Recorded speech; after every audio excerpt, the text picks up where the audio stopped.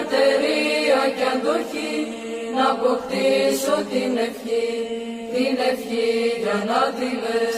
Πρέπει από το μυαλό να πετάξεις μακριά κάθε πράγμα κοσμικό. Στην αρχή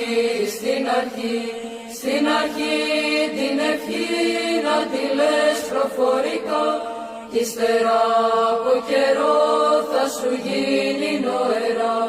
Και στα λόγια της ευχής να είναι όλη προσοχή, γιατί όταν φανταστείς κινδυνός να πλανηθείς, απ' το δέντρο της ευχής βγαίνουνε καρποί γλυκείς. Ό,τι μέλι είναι αυτό δεν μπορείς να φανταστείς. Τον